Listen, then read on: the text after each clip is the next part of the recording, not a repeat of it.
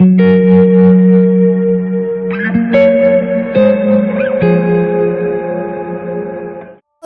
welcome back to my channel. I'm Lacquer Lover, and today I'm doing a journal spread for another Korean drama, and this one is for a very popular one called Crash Landing on You. Its Korean title is 사랑의 불시작, and it includes two very well-established actors, Hyunbin and Son Ye-jin.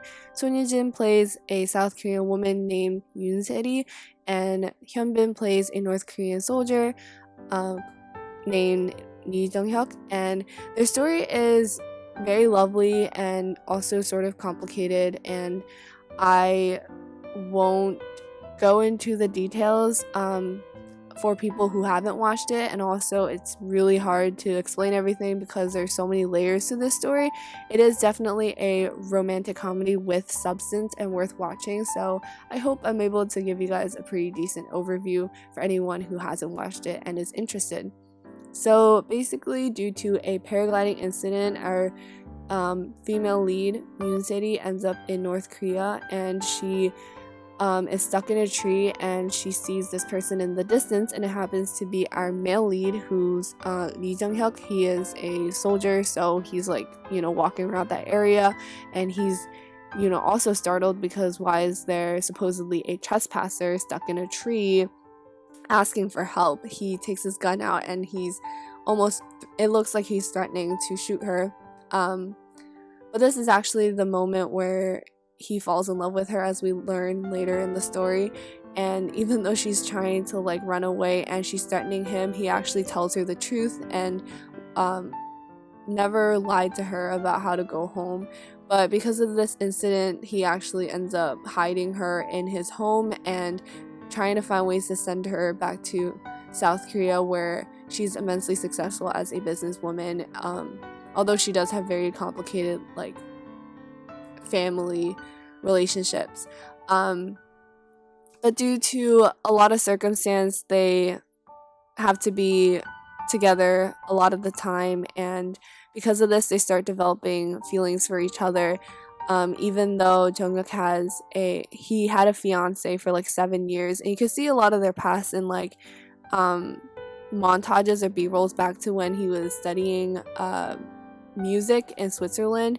He was a very talented pianist before his brother's death, but because of his brother's death, he had to take up the role as the person to continue his father's legacy, because his father actually has power in North Korea, and because his brother was now gone, someone else had to take that position, and he couldn't pursue piano anymore. But anyways, back to him studying music in Switzerland. That's where we see his fiance of 7 years. Her name is Seoldan, and she's played by the actress Seo Ji-hye. And also, by circumstance, there's another South Korean man who actually knows Yoon Se-ri, and he's running away from her terrible second brother who's after her and her fortune now that she's not there to inherit the family business, I guess, or her father's company. So her brother is literally after this man named Koo Seung-jun, and he's played by Kim Dong-hyun. And it's interesting because these four people just get entwined, and as our leads feelings for each other grow deeper and deeper, we also see that the second leads who had feelings for the leads just have to find ways to accept it and move on. They actually develop feelings for each other, which I really appreciated because it gave those characters closure, and it gave them a sense of maturity that sometimes Korean dramas don't have when the second lead is still chasing after the lead. But yes, so Jung-hyuk is always trying to send Se-ri home, although there was this one incident where he made a huge sacrifice and he jumped in front of a gun to save her, and she couldn't do anything.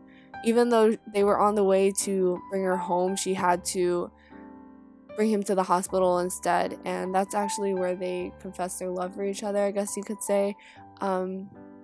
And that was a very electrifying moment, I guess. I don't know how to describe it, but I feel like that was a moment where they confirmed their feelings for each other, but it's obviously really sad because it is a forbidden relationship. And because it's forbidden, the state security is always after Seri, who Jungkook is obviously hiding in his home. And he's always protecting her as long as she's in his line of sight. But one day she gets taken away, and it's actually by his father, and they find a way to send her home. And this is their successful attempt to send her home, and you can see that they live totally separate lives, and they're very different people that were just brought together by, I guess you could say, a coincidence. Until Jonghyuk actually comes down to Seoul, and you can see that he came down through huge efforts, but he came down mostly for the justice of his brother, because the villain was actually convicted of his crimes, especially for killing Lee Jung-hyuk's brother. But he's down as that villain, that bad guy is back. He's down his soul going after Yoon Se-ri because he's trying to bring her back to North Korea to basically expose the dirt that he has on Lee Jung-hyuk's family, especially his father, who has some power in North Korea. But this guy is crazy. He's like super violent, he's super crazy, and he's after Lee Jung-hyuk's woman, so Lee Jung-hyuk also goes down, and it's just a battle, and he has this big mission, but he doesn't want to go home because he's now reunited with his love, who he had to sobbingly bid farewell to at the border a couple of days ago. But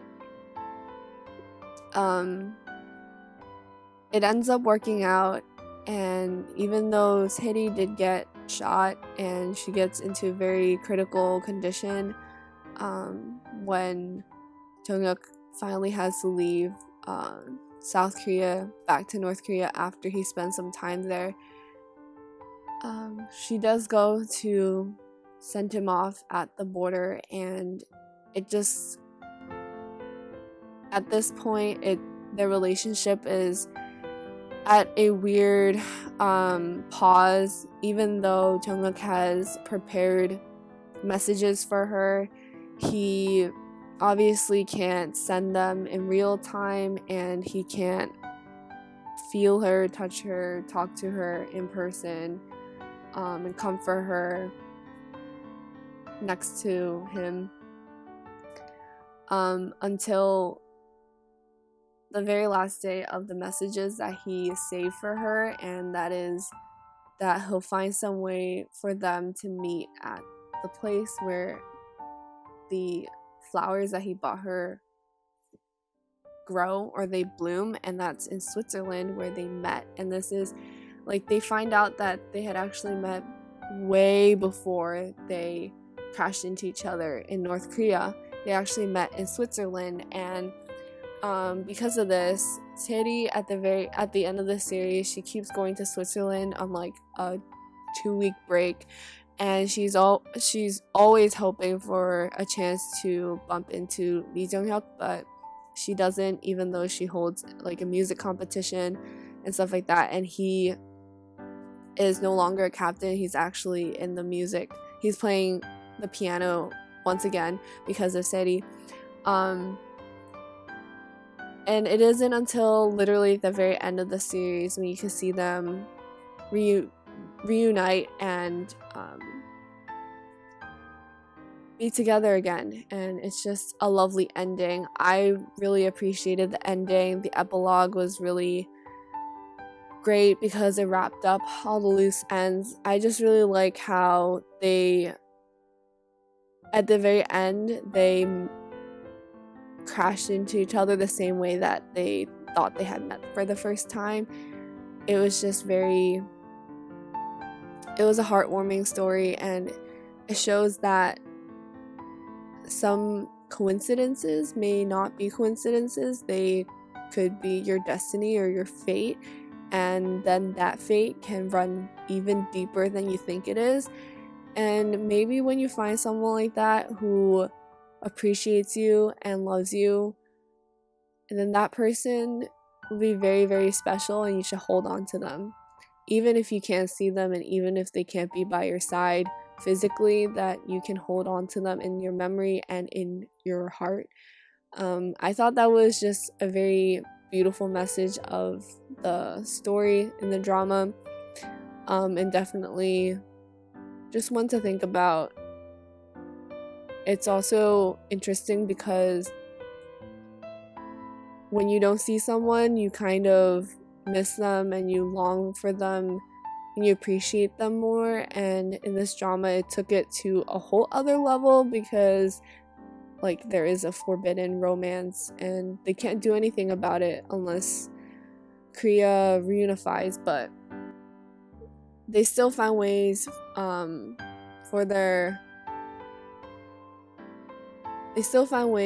to meet up and to love each other and to be there for each other. And I think that's basically all I have to say about the drama itself. I hope you guys like this spread. I did do a lot here just because I really like the pictures I printed out, and there's just a lot I wanted to show visually, I guess. So just please stay tuned for the rest of this video. I don't know if my overview was good enough. I mainly focused on the lead's romance, but I thought that I kind of learned a lot from them. So yeah,